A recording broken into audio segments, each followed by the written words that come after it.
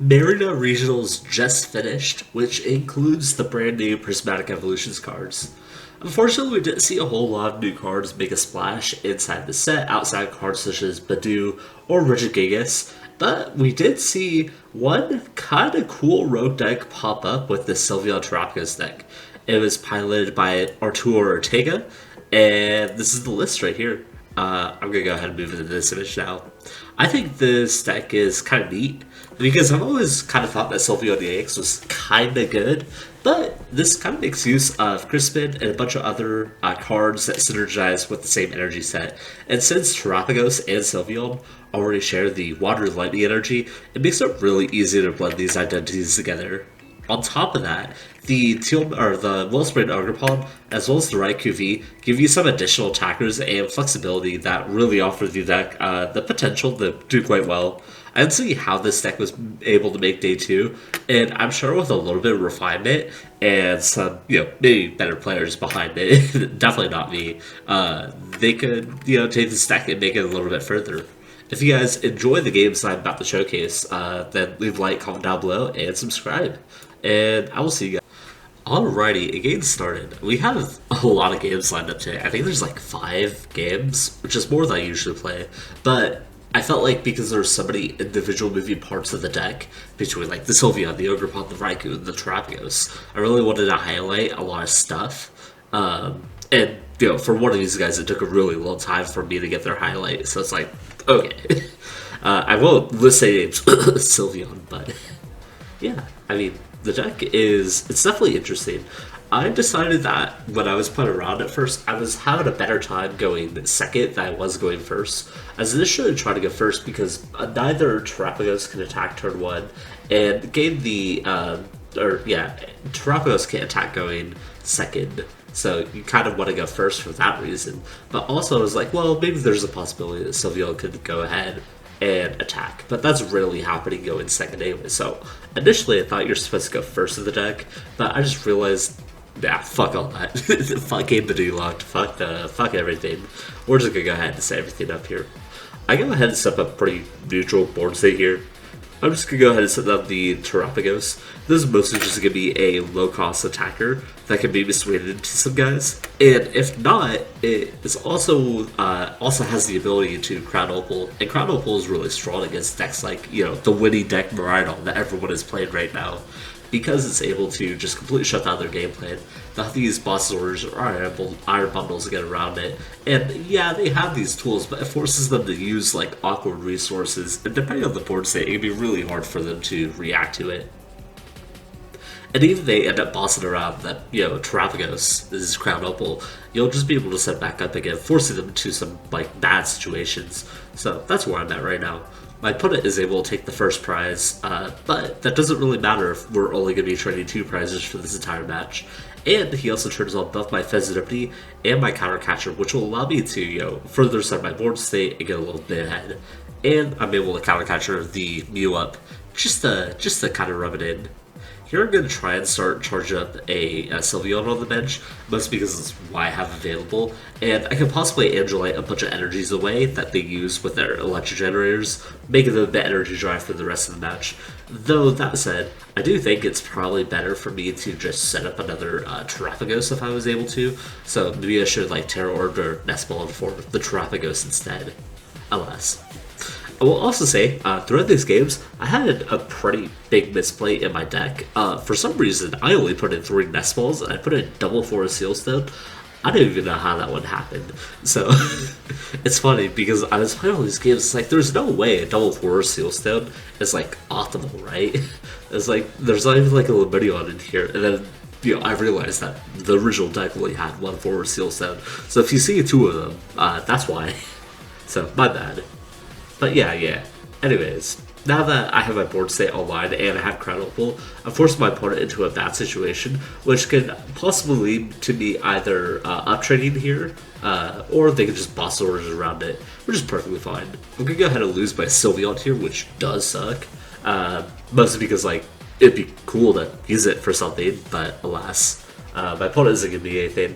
And I'm going to go ahead and send in the Raikou, because I'm basically always planning gain the Latias down this turn just to give me initial setup. So I'd much rather have access to the fleet-footed just to give me an extra option for my Nest Ball draw. And the reason it was up Latias is just to have the extra pivot around. I don't want to get trapped with something, and I also need to fill up my board state, I feel like, because filling up my board state will allow me to get even more damage from my Raikou. But I also need my Raikou to stay healthy and stay alive because there's the Forest Seal Stone on it right now, which will allow me to pull up a boss later and just win the game. And I'm also just going to go ahead, use the Glass Trumpet, charge up another Terapagos, charge up another Raikou, and get everything going. And now, I think my board state is pretty locked down to where they really can't do a whole lot. The only thing that could sort of like maybe stick me a little bit is if they like Iono me down to 2 cards in the hand and then like counter catcher a Noctowl up, but that seems unlikely. They're also going to go ahead and pop their Magneton here, which once again doesn't really matter unless they Iono me. Though popping the Magneton into the Iono would be like crazy tech. But yeah.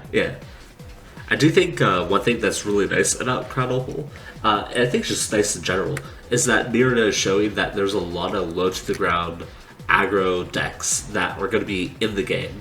This is kind of the change, is that Badoo has forced out some of these like more aggressive combat decks like Regidrago or Charizard lower onto the tier list. Not necessarily that they're bad, but they can't really keep up or do their whole gameplay without items going like well for them, which is why they're not succeeding. But decks like Gouging Fire, Miraidon, and even Rageable are doing quite well at this level because there's so much for them to feast on, and Badoo doesn't slow them down as people would have thought.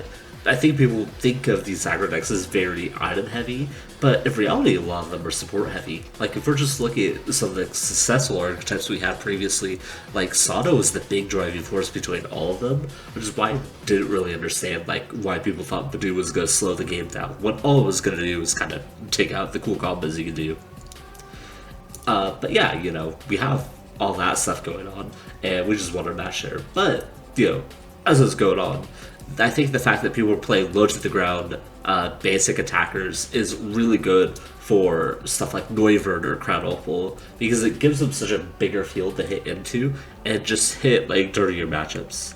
As I said, I do think his Zul's build is pretty well tackled. He does play both the Iron Bundle and like I think there's 3 bosses orders. It could be more, but I want to say it's 3, which gives them so many outs against me.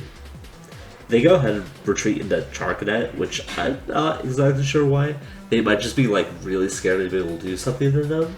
I think the only time you'll see a Wellspray in Ogerpon is either Lugia or in Terapagos, maybe? I'm not quite sure where this card gets played off the top of my head, besides in Lugia, obviously. But my opponent is choosing to be on the safe side and not lose their Charcadet, which is kind of valid. But it might put them into a tricky situation now, because if I don't kill the Squawky Belly, they're going to be stuck in the active with no property to retreat unless they run a Prime Catcher, which is unlikely, or hit a Switch card, or just a Switch in general. But most of these decks run the Jet Energies instead, so it's kind of like what are we doing? Doesn't make a whole lot of sense. Regardless, my opponent's going to go ahead and have fun over there, as I'm looking at my hand and being, in an okay spot. I'll have a Terapagos in play, granted my Wellspring Mass doesn't go down, and I have access to the Rotom Fan.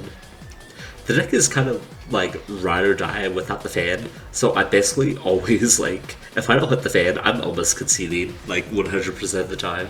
It's just a little unfortunate that you don't get to play the game without it, because you need everything else set up.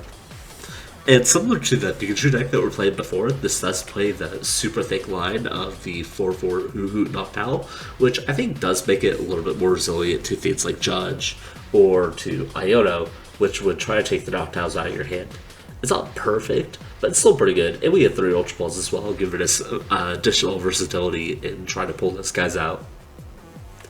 I haven't really talked a lot about the Raikou yet, but Raikou is probably the attacker I didn't realize was super valuable until I started doing it. So earlier I was talking about how you typically don't attack going second, but you still want to go second anyways. Raikou's the exception. Raikou just hit a Crispin and go off pretty easily. On top of that, he is your only target for 4 Seal Stone in the deck, so he's a little important to have. And he can also boost up his damage simultaneously while going for these big, Hoothoot Noctowl board states.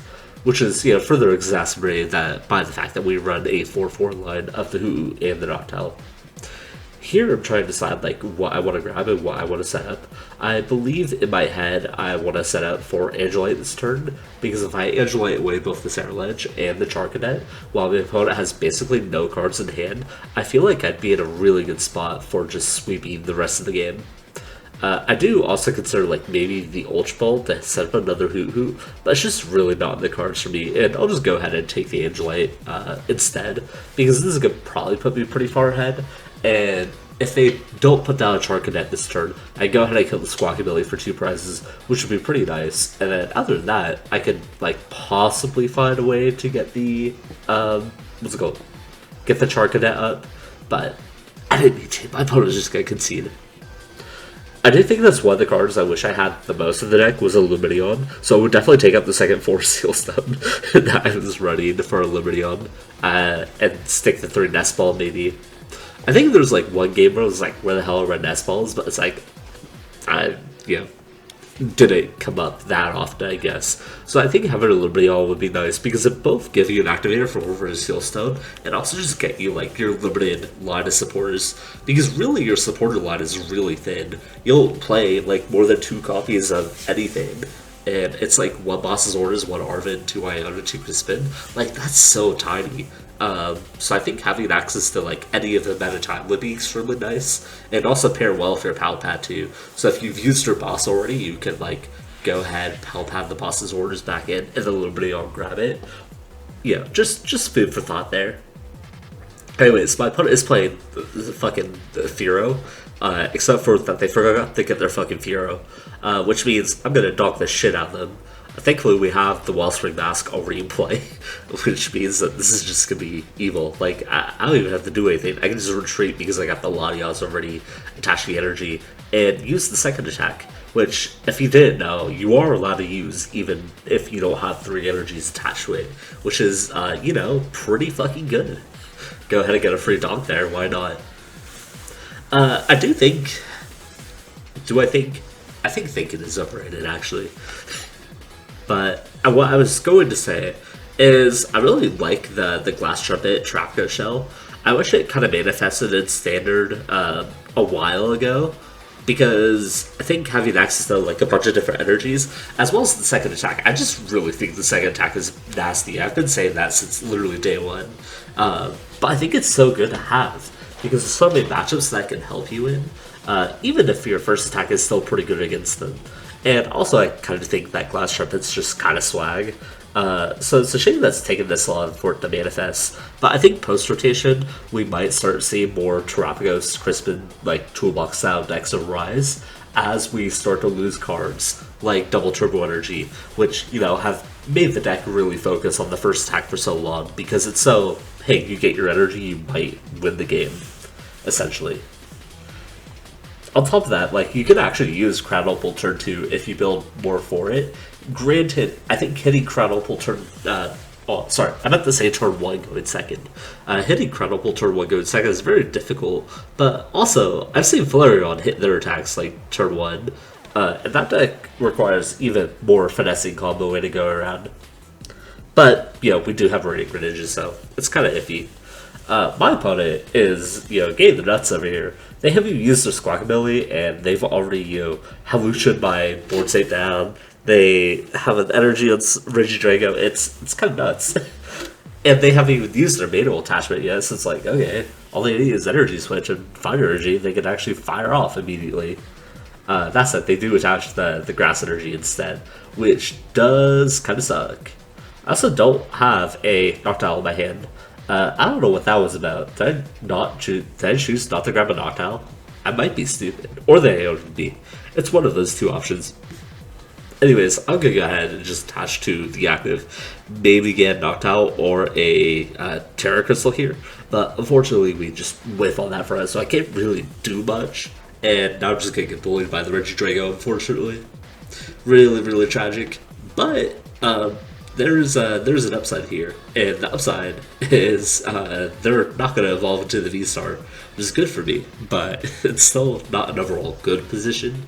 They're also gonna go ahead and take out one of my Hootoots, which is whatever, it's fine. I'm also playing a 2-2 split in my deck. Not for any particular reason, it just looked easier to grab, so there's also that. I feel like I have more stuff I want to say about the deck. The deck is just kind of a weird hodgepodge, because it's still got a lot of good ideas going on, but it does feel a little bit unfinished. I will say, I did not go positive when I was playing games today, though part of that was when I lost like 3 games because I knocked out before I evolved my Sylveon. Oops, my bad, I'm a dumbass. But it's just a very awkward deck to pilot, because sometimes you're just playing like whatever the deck gives you, and you don't really have a good choice. But, you know, here we're doing fine. I'm choosing to go more onto the Raikou than I would the Eevee or the other Terapagos, because the Raikou can actually hit 280. That said, we did just kill the fucking Regidrago anyways, so, you know, all's well as well. And I could also go ahead and just do it again. I'm saying both on Ultra Ball and for Sealstone, which would allow me to just pull the boss's orders in my deck. So, yeah, my opponent really needs to set up a second Regidrago, or they're going to lose the game. And it looks like I've chosen to do the former. I'm going to go ahead and just attach my Fezandipity. This is where, like, the Latias would be helpful, but I figured having the extra secure board state would probably be better. Not quite sure when I put down the Ogerpon, but if I put that down for a bad reason, then you could scold me for it. Yeah, like I said, we're just going to go ahead and grab Ultra Ball, or not Ultra Ball, Boss's Orders, and an Ultra Ball. And the Ultra Ball is going to allow me to search out for Noctowl next turn. That way I can combo it with my Forest Healstone to Pal Pad, grab Boss, if need be, right? And that'll just give me the additional out to win the game. I do think there might be a consideration for a Briar in this deck. I'm not exactly where or how, and I haven't tested it, but you can be very aggressive with the Terapagos, and it could possibly help in matchups like Merida. So let's say they end up having to forfeit a 1-prizer in the other game just to, you know, buy a turn, or they pop their Magneton. That could allow you to make a comeback using the Briar, for example, if you were down like a set of prizes or whatever. I think that's a very helpful card for, you know, winning against these aggro matchups, even if we have Crown Opal, because his decks are so popular and they have ways around our tech, we might want more tools in order to help beat it, which is why I'm like, okay, you know, this one might not be so bad. My opponent's also going to, you know, be at the bottom of their deck here, which is really funny that they basically decked out and never even got to evolve into a V-Star, so that's definitely swag. And they're going to try to forfeit the Kyurem and salvage any semblance of this game, but I'm going to go ahead and just Ultra Ball, grab my Noctowl, I believe, and the Noctowl is going to grab me the Pal Pad so I can trigger the V-Star and grab the boss's orders, or the boss's orders can just be in the deck too, like, that's also fine. And we're just going to boss up the Regidrago and kill for a third fucking time, because why not? Just Ultra DM at this point. And yeah, you know, I think I've showcased most of the attackers so far, between the Wellspring, the Terapagos, the Sylveon. You know, they all kind of do very cool and functional things. A little bit of them are just on the hit very hard type of side of the game. But otherwise, you know, I think the deck is fun. I think it has a bigger chance to be like messed around with and tuned with. Like, I definitely at this point want to be running the 50 HP Eevees, because one of the reasons I was actually losing a lot of my matches was because of the Dusclops. Like, Dusclops would just kill my Sylveon, which I need in the Charizard matchup to swing the, you know, Charizards back into the deck and reset all their progress. So, and because I was never using the boosted evolution, I would just run the 70 HP ones, just to also like prevent me from losing to Dragapult as well. My opponent's also going to do nothing here down to Crispin. I'll spoil that for you, but you know, deck is cool. Mess around with it if you find it interesting. And yeah, I hope you guys enjoyed the video, and I will be seeing you guys later.